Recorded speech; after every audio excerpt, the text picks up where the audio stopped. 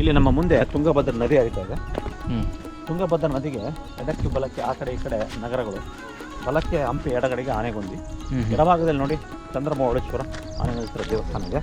Okay, ನೋಡಿ ಅದನ್ನ connect ಮಾಡಲಿಕ್ಕೆ ಹಿಂದಿನ ಕಾಲದಲ್ಲಿ ಸೇತುವೆ ಕಟ್ಟಿದ್ದಾರೆ. ನೋಡಿ ನಿಂತಿರೋ ಕಂಬಗಳಿದೆಯಲ್ಲ, ಅದು ಹಳೆ ಕಾಲದ ಸೇತುವೆ ಎಲ್ಲ ಬಿದ್ದೋಗಿದೆ. 14ನೇ ಶತಮಾನದಲ್ಲಿ ಕಟ್ಟಿರೋದು. ಆ ಕಡೆಯಿಂದ ಈ ಕಡೆಗೆ ಸಂಪರ್ಕಕ್ಕೆ.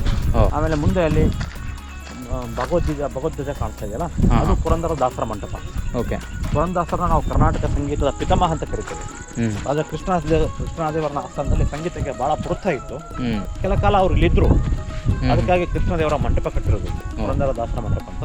ಓಕೆ, ಸಂಗೀತದಲ್ಲಿ ಎರಡು ವಿಧ, ಹಿಂದೂಸ್ತಾನಿ ಮತ್ತು ಕರ್ನಾಟಕ. ನಾವು ಪುರಂದರದಾಸರನ್ನ ಕರ್ನಾಟಕ ಸಂಗೀತದ ಪಿತಾಮಹ ಅಂತ ಹೇಳ್ತೀವಿ. ಓಕೆ, ಇಲ್ಲಿ ಕೂತ್ಕೊಂಡು ಅವರು ಸಾಹಿತ್ಯ ರಚನೆ ಮಾಡಿ, ಅವರು ಸಾಹಿತ್ಯಕ್ಕೆ ಸಂಗೀತ ಎಲ್ಲ ಕಾಂಪೋಸ್ ಮಾಡ್ತಾ ಇದ್ರು. ಸೊ ಅವ್ರು ಇರ್ತಕ್ಕಂಥ ಜಾಗ ಪುರಂದರದಾಸರ ಮಂಟಪ. ಈ ಜಾಗವನ್ನು ನೋಡಬೇಕು ಅಂದರೆ ನೀವು ವಿಜಯ ವಿಠಲ ದೇವಸ್ಥಾನದಿಂದ ಸ್ವಲ್ಪ ಹಿಂಭಾಗಕ್ಕೆ ನಡ್ಕೊಂಡು ಬರಬೇಕಾಗುತ್ತೆ. ನೀವು ಯಾರ್ದಾದ್ರೂ ಗೈಡ್ ಸಹಾಯ ತಗೊಂಡ್ರೆ ನೀವು ಸುಲಭವಾಗಿ ಈ ಜಾಗನ ತಲುಪ್ಬೋದು. ಪುರಂದರದಾಸ. ಓ,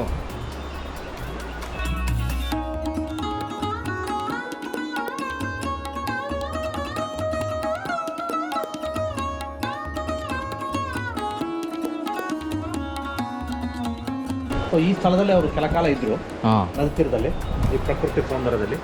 ಇಲ್ಲೇ ಕೂತ್ಕೊಂಡು ತಮ್ಮ ಕವಿತ್ವವನ್ನು ರಚನೆ ಮಾಡ್ತಾ ಇದ್ರು, ತಮ್ಮ ಕವಿತೆಗೆ ಸಂಗೀತನ ಜೋಡಣೆ ಮಾಡ್ತಾ ಇದ್ರು, ಸಂಯೋಜನೆ ಮಾಡ್ತಾ ಇದ್ರು. ಅದಕ್ಕೋಸ್ಕರ ರಾಜರ ಕಾಲದಲ್ಲಿ ಮಂಟಪ ಆಗಿದೆ, ಪುರಂದರದಾಸರ ಮಂಟಪ ಅಂತ.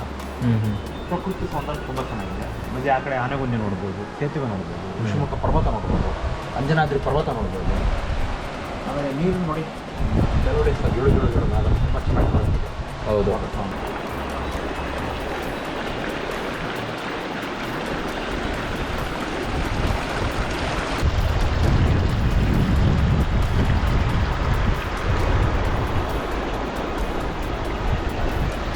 ಈ ಸ್ಥಳ ಅಂತೂ ತುಂಬಾ ಪವಿತ್ರ ಹಾಗೂ ಪ್ರಶಾಂತತೆಯಿಂದ ಇದೆ. ನೀವೇನಾದರೂ ಈ ಜಾಗಕ್ಕೆ ಹೋದರೆ ದಯವಿಟ್ಟು ಗಲೀಜು ಮಾಡಬೇಡಿ.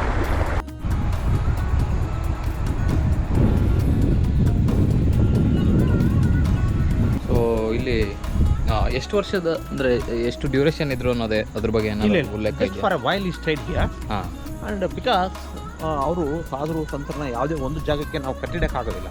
ಅವ್ರು ಸಂಚಾರಿಗಳು, ಎಲ್ಲ ಪುಣ್ಯಕ್ಷೇತ್ರಗಳು, ಎಲ್ಲ ರಾಜಧಾನಿಗಳು, ನಗರಗಳ ಸಂಚಾರ ಮಾಡ್ಕೊಂಡಿರ್ತಾರೆ. ಅವ್ರು ಸಂಚಾರಿಗಳೆಲ್ಲ. ಹೌದು. ಯಾರ ದಾಸರನ್ನ ಸಂತರನ್ನ ಅವನ್ನೆಲ್ಲ ಒಂದು ಜಾಗಕ್ಕೆ ನಾವು ಕಟ್ಟಿಡಕ್ಕಾಗೋದಿಲ್ಲ. ಕೆಲ ಕಾಲ ನಮ್ಮ ಜೀವಿತದ ಕೆಲವೊಂದು ಕಾಲದಲ್ಲಿ ಕಳೆದು. ಇದು 500 ವರ್ಷ ಹಳೆದಾ ಇದು?